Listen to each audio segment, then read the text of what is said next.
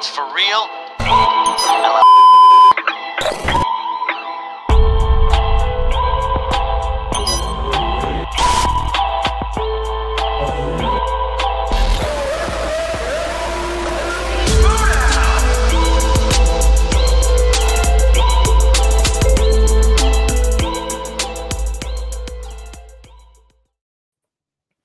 Hello, everyone, and welcome back to the Let's Get Ready Network. I'm Adelia. I'm here with my buddy Josh.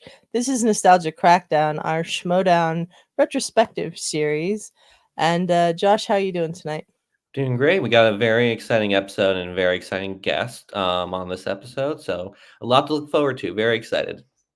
Yeah, absolutely. Everybody who knows me, at least, knows that this is my absolute favorite person in the world from the Schmoedown. Ladies and gentlemen, Video Drew herself, Drew Grant, is here. Hi! Yay! Yay! It's like the Muppet Show. Hey! Hi guys! Happy to be here. How you doing tonight, Drew? I'm good. You know, I don't think I've ever begged to be on a podcast before. But this would be my first time that I've spent I think like a year now begging. Maybe not begging. Begging's not the right word. Just like, you know, kind of trying to incept her brain, which is fine because I don't think she's ever watched Inception. So just slowly trying to get her to, maybe correct me if I'm wrong, but trying to get you to think that it was your idea to have me on the Schmoedown Memory podcast. No, definitely wanted you on always. It was just a matter of figuring out the right way to have you on. Sure. We're having you on for this episode, which is our look back at the Loony Bin. Everyone's favorite team. I mean, come on, the Loony Bin was your favorite team. It has to be. Not according to like the official fan thing that year, but I get it. We were beat out by Bibbs and the Kid, which, you know, honestly, Shazam, they're a great team. Probably on a win ratio, they eked us out, but you know, in terms of personality, I like to think that it was me and Tom all the way. Yeah, absolutely. There was no team like the Loony Bin at all. No. Very unique place in Schmoedown's history. So I'll start off with the first question. How did you and Tom form the Loony Bin? What was the idea behind it? Because it's something the Schmoedown has never seen before. Truly, when it first debuted. I think it's because we truly did not know what the Schmoedown was. So we were coming into this kind of blind, as well as like you guys were coming into us blind, but we were just as equally coming in blind. I had done one match before. The Christian kind of roped me in because we were working at Collider together. And I thought Christian, I've told the story a bunch of times, but I thought Christian was like a PA. Like I thought he was just like a tech guy or like the AV person that was coming around to like help with stuff. I had no idea that behind this wall, they were shooting like daily shows or like doing it in the conference rooms. I had no idea that they had shows. I had no idea. I mean, I knew Collider had shows. I just had no idea that Christian was like a part of it. I was really not tapped into that scene. I'd gotten the job at Collider through my friend Vinny Mancuso, who eventually joined the Schmoedown. But Tom I had hired to work under me, and I got him through like a friend of a friend at Cracked. So I hired him, and then I was like, ooh, who can I ask to be my partner when I'd done one match? And I was like, oh, it's gonna be like super fun. I knew Tom lived like an hour and a half away from the studios because that's where, again, our offices were. So I knew it was gonna be a really big hassle to try to ask him to come out for a weekend shoot. But I was like, I'm his boss. I probably can get away with it. I can probably like be like, you have to be here on a Saturday. So I got him out, and I honestly said, don't worry, I'll be the weird person. Because I'd done one match already with Brendan Meyer. And I was like, I'll be the weird straight person. Like you be like just Tom, and like I'll play off of you. And like I guess I hadn't realized at that point that like Tom was a way more experienced actor and like a way better trivia player than I would ever hope to be. I really came in with like I was surprised by Tom as you were. Honestly, that first game we were playing, I guess against Blues Cannons, like that was me being genuinely shocked, like what Tom's skill level was as opposed to mine. How did you guys come up with the characters that you portrayed in the Loony Bin then? Well, I mean, like we didn't. Like I remember the second game, I was like, well, you know, now Video Drew has a partner. I always thought about her in like the third person too. So I was like, Video Drew has a partner. I was like, the first episode, I was kind of thinking like, oh, I'll just be a villain, like a Thanos thing. Like Video Drew is inevitable. Like, yeah, she's like this rock solid kind of like alien creature. And I was like, well, what if it's like swap for this one? So she's just being like what if it's like she's still on a mission to take over the world, but like she's now like trying to do it, like she's like succumbed to like the popularity internet thing. So she's just trying to get the upvotes. She's trying to get the shares and the likes. So she decided that like Video Drew's going to be friends with everyone. Video Drew is here to make friends. And then like I thought like that'd be like a fun way to play off of Tom, who again I thought was going to be playing the straight guy, like the oh my God, my name's Tom. Like, I don't know what I'm here. Oh God, this person's so weird. And then we would just play off of that dynamic. But instead, Tom shows up in this like goth outfit. I didn't even know he'd watched my match, and I hadn't told him anything about the Schmoedown or the character I'd played in like the previous match. So honestly, I don't even know. I don't know. We'd have to like ask him, but like, I don't even know if like he knew what kind of character I was playing, or if he had watched my match ahead of time, or if that is just a character that he showed up as and thinking like, that'd be cool. And then we just inadvertently like managed to make like the best combo of all time. My words. Absolutely. And what do you have a favorite match from that your Loony Bin run? Of course. I mean, it's got to be Time Machine, because like, oh my God, like how did we pull that out of our ass? How did we pull that? How did Tom pull that mostly out of his ass? Like, that was an amazing match. No one had us to win on that. I remember I'd flown, because at that point I was flying for every match. I was flying in from the East Coast, so from New York to do the matches. I was staying at Crispin Glover's Airbnb, like up in the sand or the Los Feliz, like mountains or hills or whatever. It was like the weirdest time ever.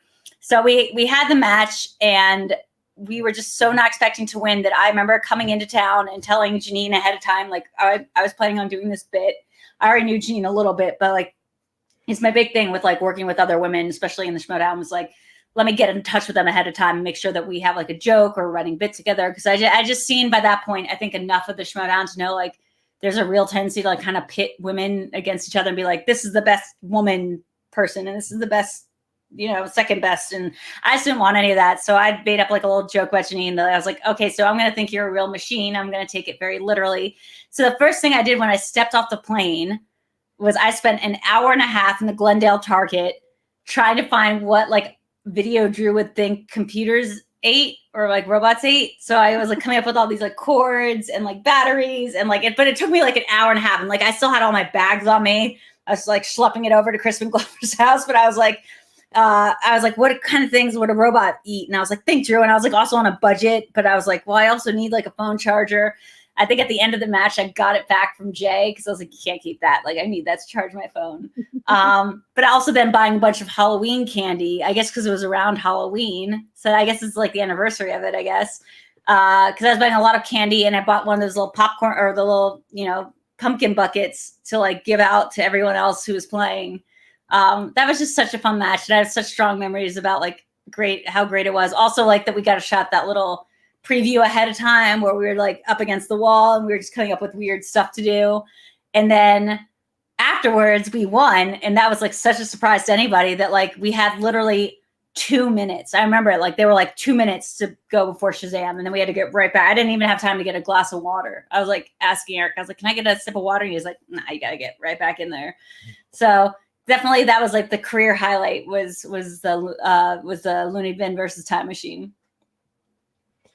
That tournament run was really special from the Loony Bin. What was your favorite moment from the whole tournament run? I mean, maybe Tom asking, have you ever seen a dead body? Like that runner that he was doing was really good. How do you spell cat? I think that was also in the Time Machine Loony Bin match, which was like, that just got the biggest laugh. That's like, if I had to pick a moment to be like, oh, this is what I wanted to do for a living, you know, RIP, but like, you know, like that, when I was like, this is Video Drew's got some legs. Like, this makes me feel better than anything in the world has made me feel in a very long time, was the feeling of like, how do you spell cat, Christian? Because to me, like, that wasn't like a funny line. It was just like no, duh. Like, it was like me just saying no, duh. And it didn't come out of anywhere.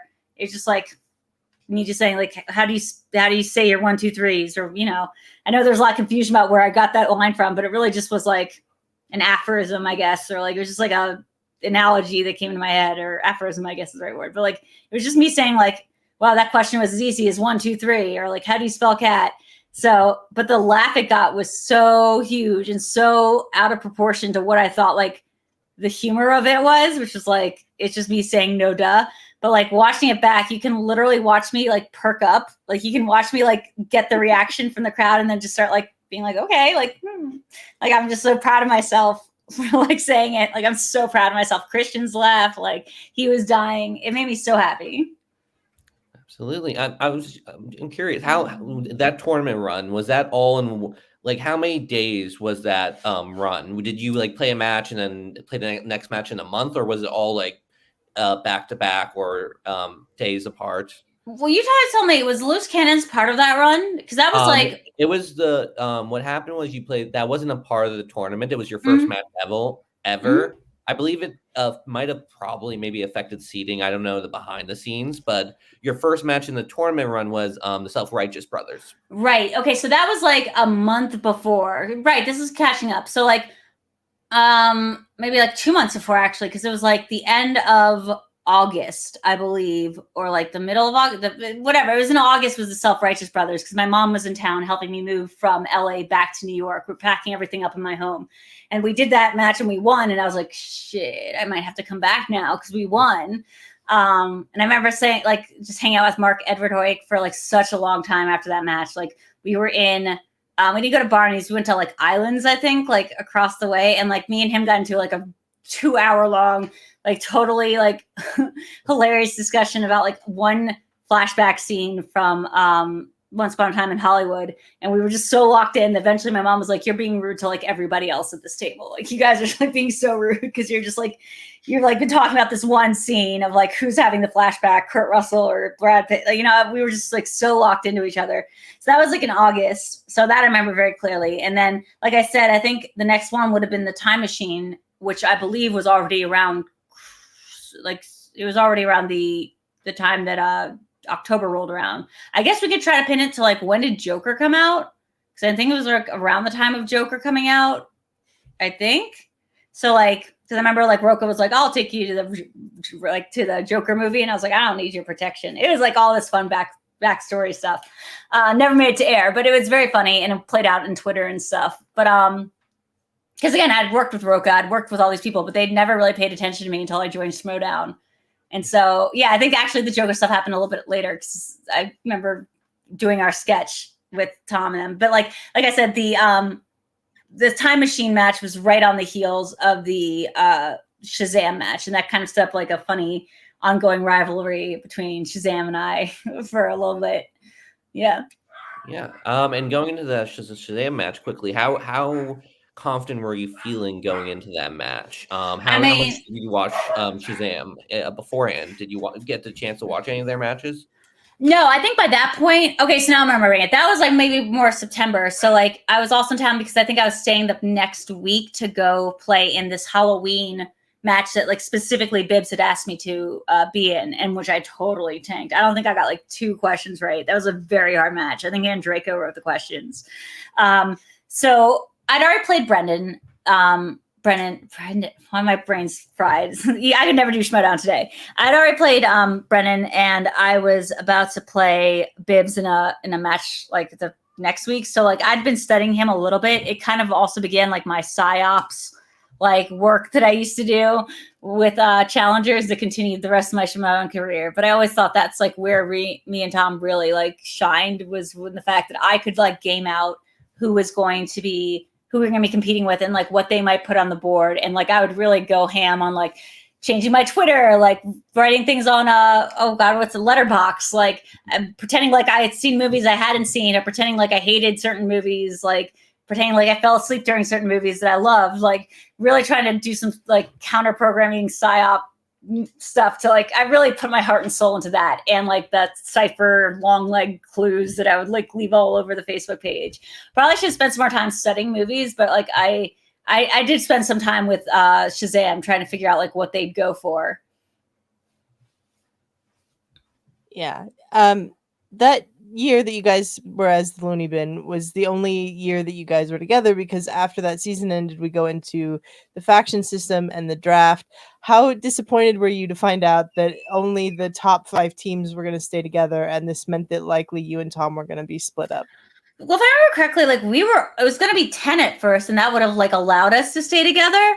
But at that point, I was like already seeing the Reddit comments because I'd gone all in on this. Like Tom was always like, okay, this is like a fun thing I'm doing because Drew asked me to. You got that sense that like he was so good at it, but it was like he was like, okay, it's like a fun way to spend a Saturday, I guess. But like, I mean, I don't want to speak for him, but like, it just felt like for him it was a lot more casual. But like I was reading the Reddit and like I was getting really pressed about it because I could see a lot of people were like, well, Tom's so good and like she's holding him down and back, and I didn't really know at the time that there were like these tournament things that like people were winning. Like we just played the game, I don't even think realizing we were in a tournament until maybe until we had to do one on top of each other. So probably until Time Machine we didn't realize we were doing a tournament run. So people were starting to comment like, oh, she's holding him back and like all this stuff. So I actually was a really big proponent of Tom and I splitting up the next year because I didn't think I'd be able to come back to the Schmoedown because like I said, I was living on the East Coast and these trips to Crispin Glover's house were costing me a lot of money. So I didn't think I'd be able to come back. And what happened was they did the draft. And I remember my mom calling me up and she's like, do you see, like, not only is Tom drafted, but they drafted Vinny Mancuso to be on not Tom's team, but like on Kaiser's team. And I was like, what, Vinny? Because Vinny was the one I'd always imagined if I was doing the Schmoedown, like he's the one I would have asked. But I guess I got a little too embarrassed to ask him, like when it actually came down to do it. He wasn't my direct employee. Like we worked together at the Observer where he was like my direct employee. And like maybe if he was my employee still, I might have been able to like feel more like I was in a position to tell him to come after work on a Saturday and come shoot this thing with me. But at the time, I really just didn't think that was like appropriate for like a worker. It's like weird in my head. I'm saying it out loud. I'm like, that wasn't appropriate to ask as like somebody's boss. But like, like I asked Tom because like he worked directly for me, whereas like Vinny was just like a friend coworker at that point. But like, so yeah, I guess. Sorry, I lost track of the question a little bit. But yeah, I was really disappointed, but I also was like, okay, well, now that Vinny's into it, like I have to get back in the league. So I told Christian originally I wouldn't be able to play.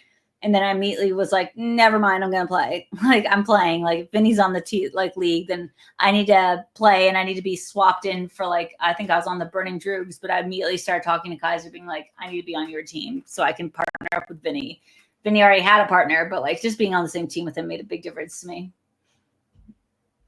Absolutely. And going quickly back to the Loony Bin, if the draft didn't happen, let's just say, and Loony Bin was able to stay together, have another season with another matches, do you think that you would have been able to play for a championship or get to the championship bet? Like how high do you think the Loony Bin ceiling was with more time? I mean, I don't think maybe the next year we would have been gotten even farther because, like, I think that it's hard to say because I think like it obviously showed, and that this is kind of what I wanted it to show, so I shouldn't feel bad about it. But like that, like without me kind of gaming out the slices, like Tom's ability did have like a limit. Like you kind of saw like his ability to like kind of know his opponents kind of dwindled, and that led to a couple of mistakes I think early on matches, like when they were playing when him and Paul Preston were playing Whitney Seibold, who we'd already played against, and I would have told them like 100 times out of 100 don't give them festival darlings, and that kind of it's like little things like that, but that makes a big difference in the game. Like the strategy, like all that time and effort I'd put into strategizing, like to me would have been obvious, like don't do that. So I think we would have done okay that second year. But I think like it would have been like kind of a hollow victory or a Puranic victory because I would have felt like the entire time we were just still talking about the same conversation of VIDEODREW just holding Tom back. I think what have really happened is like if we'd taken that second year off and that third year, that was like the pure digital matches, or like I guess second year was too, but like more so the third year. If we'd come back during that, I feel like that's when I really started to like just nail it, like nail every category, just nail like those first rounds. Like I had that amazing match against Jen Kemp, but that didn't come until like, I think late in season 2 or my season 2 or like it's like the end of that first digital season. So 2020 digital season, I think is when I had the Jen Kemp match. And that's like, when I think I really started to pick up like of some rhythm. So that's like how long it would have taken me to get to a place where I feel like me and Tom could have dominated. Yeah, and if you and Tom had your choice basically of a manager, who do you think would have been the best fit for the Loony Bin, or do you think the best fit was just no manager? I really liked Kaiser. I mean, I thought Kaiser was great. I love that whole team. Like the dungeon, we were like really some ruffians, and even like the addition of like Merle and Ben Bateman, which originally I was like, that's gonna like really make this a different kind of team. Like we were always the scrappy underdogs, like Adam Witt, and like like we were just like we were just really fun to be around, but we didn't take it so seriously. We were like the Animal House. Kaiser was really fun to be around. We had Kevin Smets, and we had like Parker. But outside of that, we weren't taking ourselves too seriously. But I really even loved it when we added Bateman and Merle. I thought that actually added some really fun like addition and like a level of like gravitas where we're studying at the levels that I was studying at that point, which was like almost every day.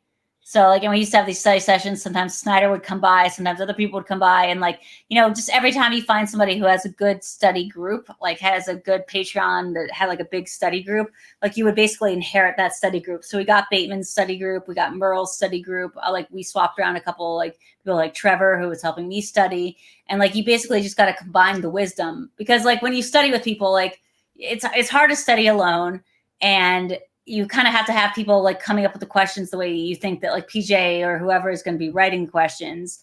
And then there's only so much you can ask of people to like create questions for you before it's like, are you recycling them? Are you going through them? So like always joining up groups with other people felt really good, because you could like basically combine the knowledge of their different like faction Patreon groups that were coming up with the questions, and like that was like its own fun thing to do. So I really would have said like let's stick with them. That being said, like Eric Nerd Chronic always says that like we would have been really good with Gucci's team, which is funny. I don't think we would have, but like he's like, well, Gucci was like the really big character. He was like really character heavy. So maybe like Gucci's team, because they were so they were like USA, like characters welcome. But I really felt like Kaiser and I really had great chemistry, and I don't know if that would have like translated as well in Gucci's team. Yeah, I think that you had a great character throughout the digital seasons, which is something that was really hard to achieve for a lot of people. So how do you think being part of the dungeon and having to go digital affected your character? Do you think it gave you more freedom than it did when you were filming in studio matches? It's so funny because like I definitely had that thing where I missed like the audience reaction, but I was like so in on the digital stuff. Like it's kind of like COVID in general. Like I feel bad saying it, but like I thrived and Video Drew thrived during like the digital matches, because it gave me such ability to control my surroundings, like which I always found like really good for like prop humor. For like some of the matches, I think for Mark Riley's, I dressed all in green, and then I had a green screen on in the background. So like I was just blending in, and I had green gloves on. So I was just like blending in totally the background. Like my face was done up in green makeup. So like the whole thing was just a really funny effect, because I was just blending in like face and body 100%. I was wearing the Goth IHOP shirt or dressing that I made. Adelia remembers like Goth IHOP was really big on the night of one of the early protests that I was like, me and Tom were talking actually, and I was having the worst panic attack. And then we just saw that one of the trending terms was Goth IHOP, and it was just like a picture of, there's like goth pancakes, like those little black pancakes. I don't know, like it really got to me like in a deep way. So Goth IHOP had become like a mantra of mine. So that's all to say that like I really like being able to control my environment. I thought that like Christian, you could tell Christian was very frustrated with the digital season in a lot of different respects. We just interviewed him for our show, Deep Linkers, and like, yeah, he was not a fan of the digital matches at all. But I like to think that like, at least with me, like he never had to tell me to show like to reveal my hands or stuff. I always did a really wide shot. Like I understood like the visuals of it. I had my like Video Drew doll. It's that a friend had made me. So yeah, it was really good. I really liked doing the digital matches. I was actually a little bit more like scared or upset when we had to go back to doing studio matches. Absolutely. And it's funny because during that digital season, I don't believe you had a lot of teams matches. I think it was a lot of much more singles.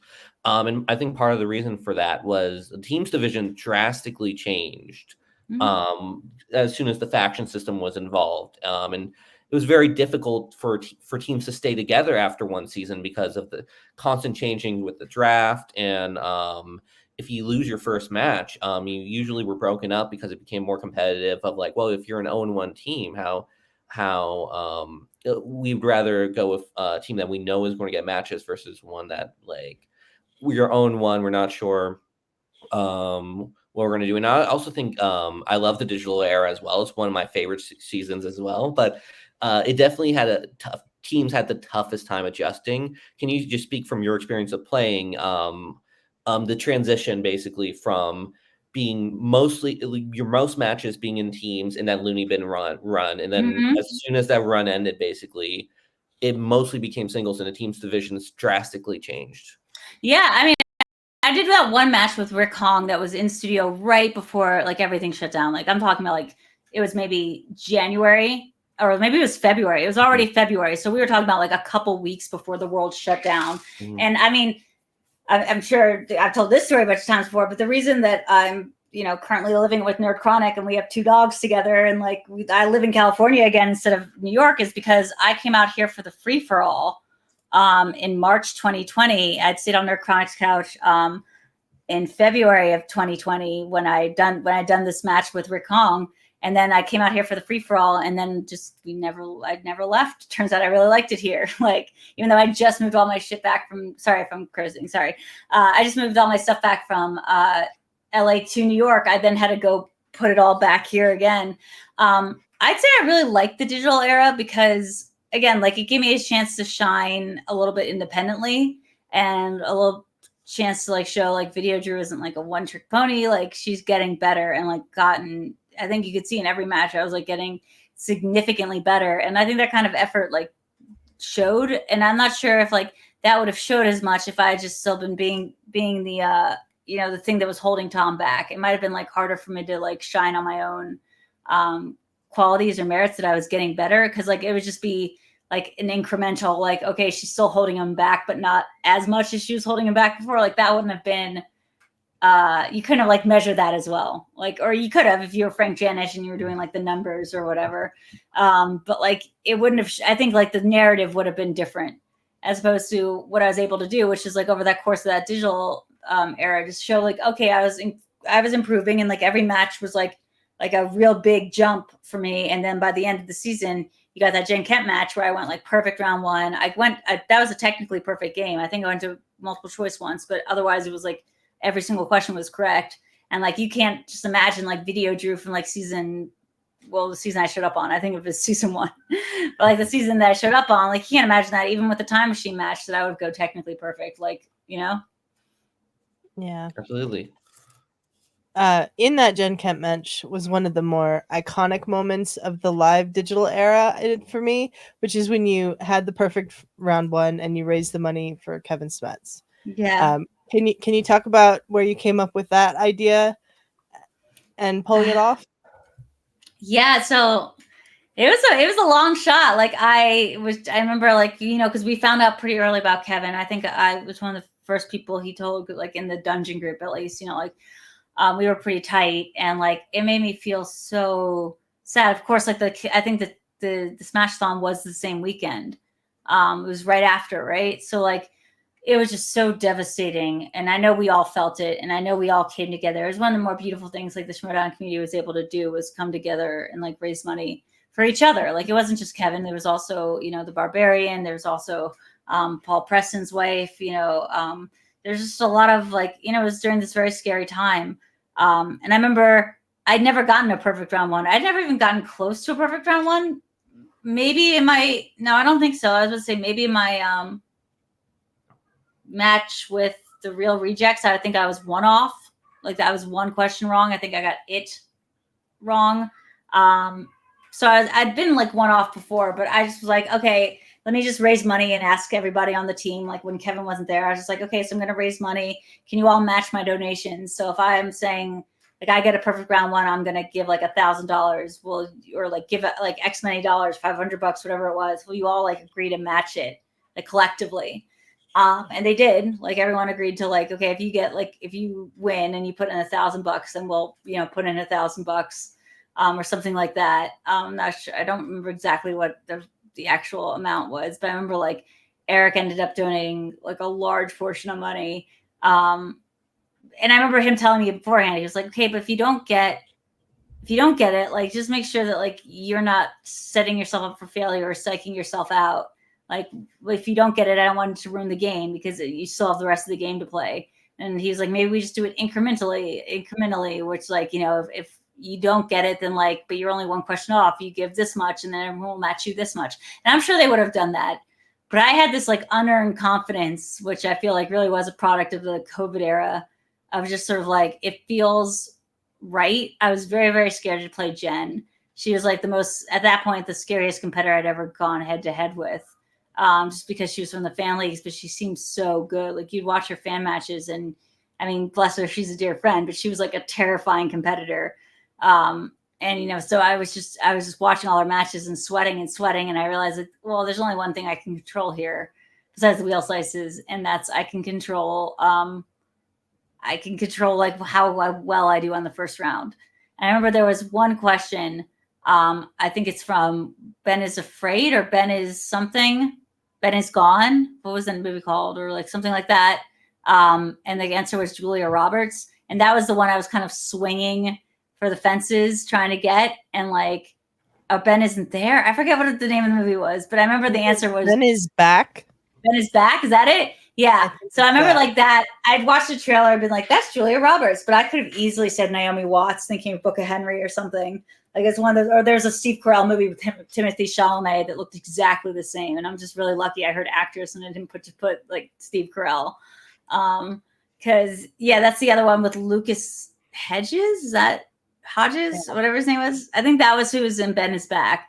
But luckily, again, just like the only thing I needed to know about that movie, and it was like right in my brain, because that would have like whiffed right by me.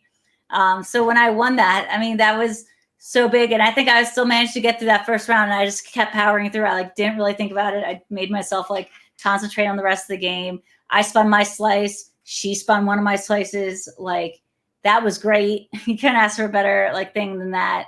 And then when I won, I remember like, that's gotta be, even though I was alone in a garage in like Burbank in the middle of the night, it was one of the happiest moments of my life. Like, it felt so good to know that I had not only just won, but that I like now got to tell everybody like how much money we'd raised, and that I'd done this little thing on the side. Cause you know, it's not like, you know, charity's like great in a vacuum, but I'm not gonna pretend like I'm one of these people for whom like I don't get any kick out of like people knowing that I did something really good for somebody, and that it made me feel like a good person. And like I was really proud of myself for not only winning, but also putting that win to good use and raising the money for a good cause. So that felt amazing.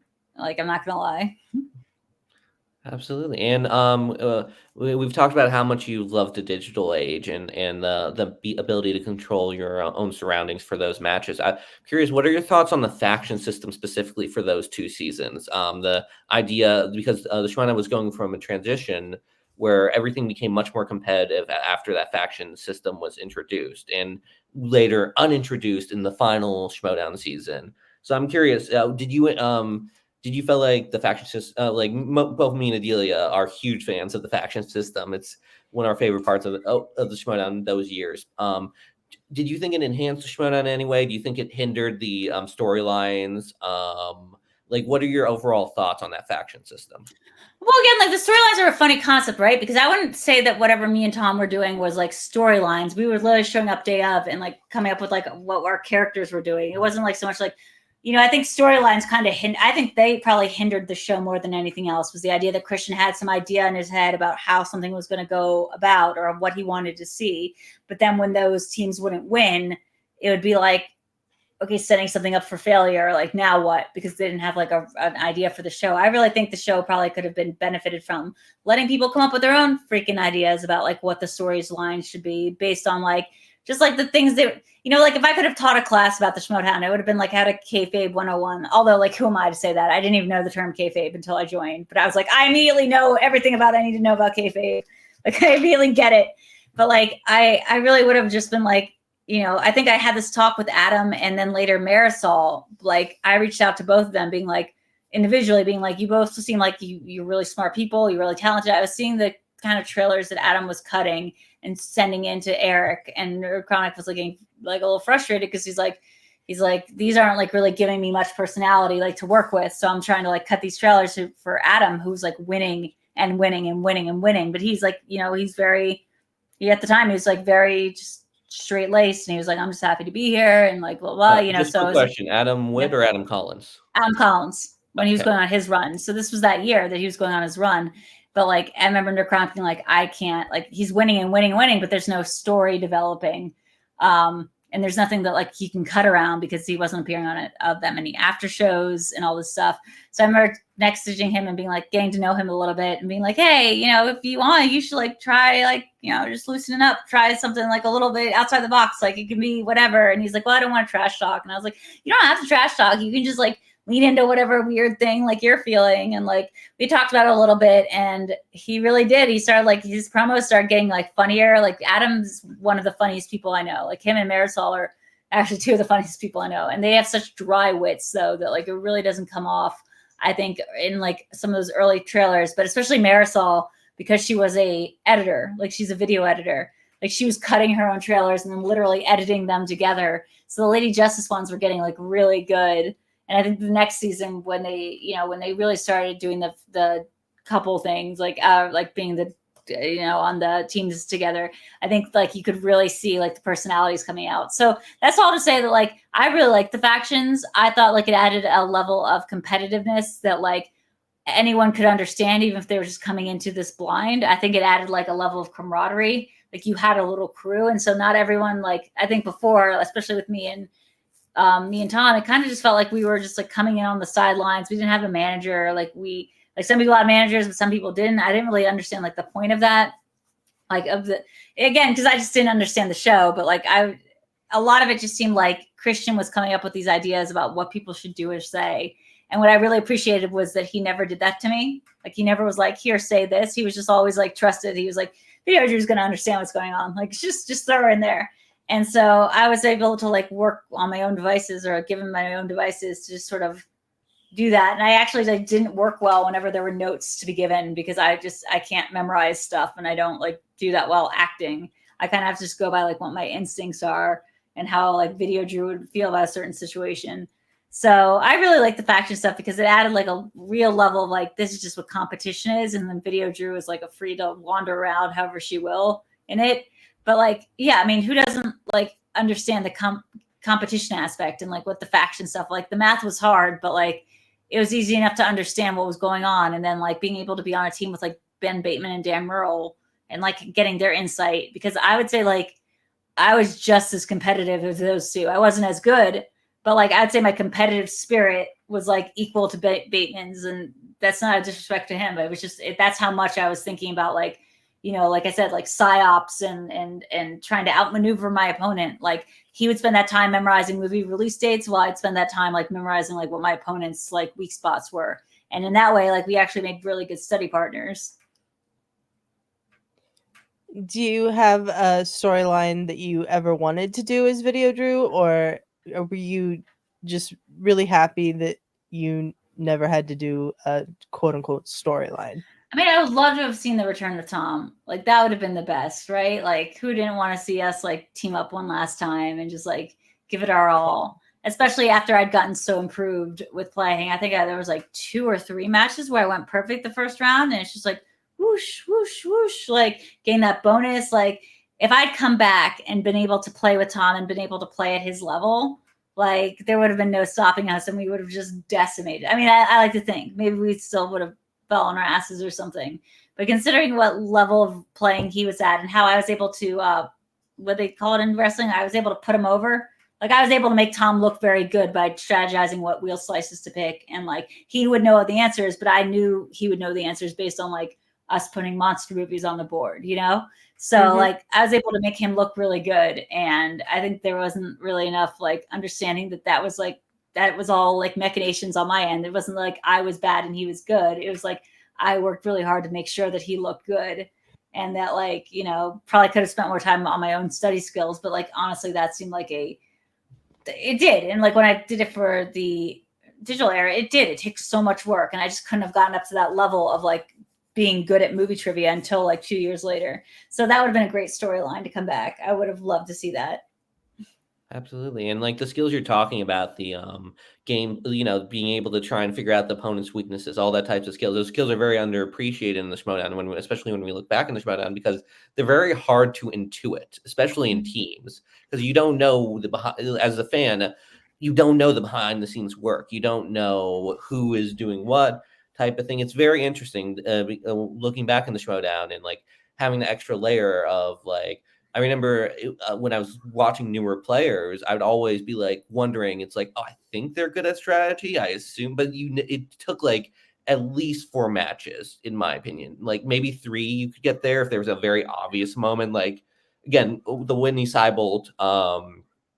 I think once the Tom and Preston gave Whitney Seibold the Festival Darlings and that whole thing, that kind of like a lot of fans were like, oh, okay, this now we kind of know a little more, but it takes so long to kind of figure that stuff out. Yeah, sorry. So like,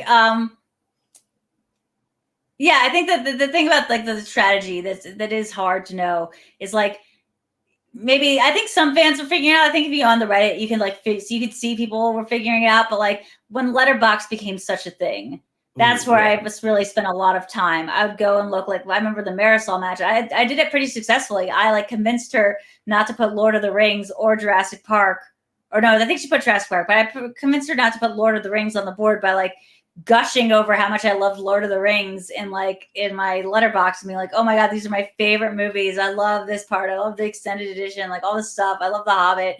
These are my favorite films.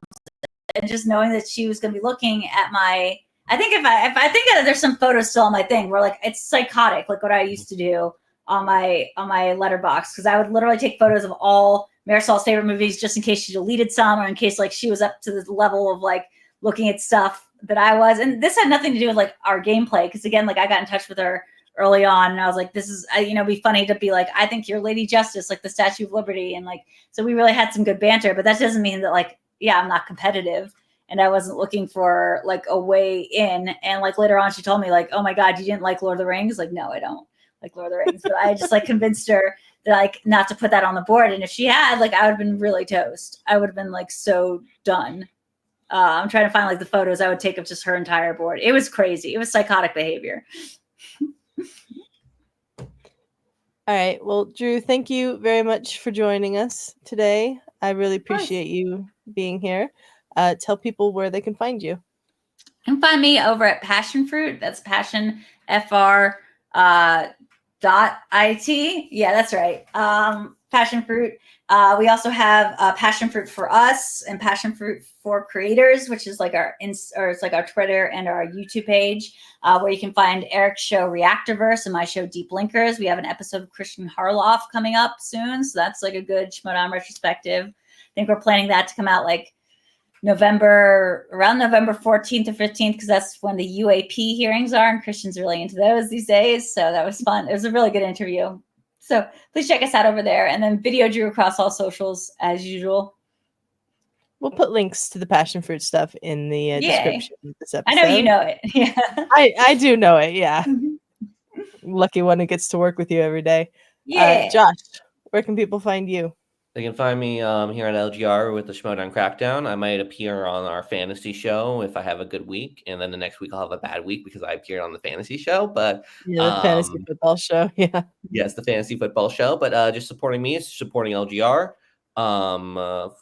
Like, comment, subscribe. Let us know what types of episodes you want. Let us know your thoughts about the Loony Bin and anything at all. We're always happy to get feedback, and we're always happy to have ideas, because there's the Schmoedown. There's so many different things we can talk about and have an episode on, and it's truly like, I still to this day, it's been what was it been 2 years since it's ended, and I still have thoughts about the Schmoedown. It feels like just yesterday, honestly. Yeah, it does. It does. You can always find me here at LGR on the Entertainment Channel doing Rewatchers Council with Snark and Ferris. That's our Buffy the Vampire Slayer rewatch series. Over on the Highlights Channel, I do Starting 11, our English Premier League recap series. I know I haven't been on those for a few weeks. I've been very sick, so I'll be back soon. And then, always Nostalgia Crackdown, the final Wednesday of every month here on the entertainment channel. There's links to both the channels in the description.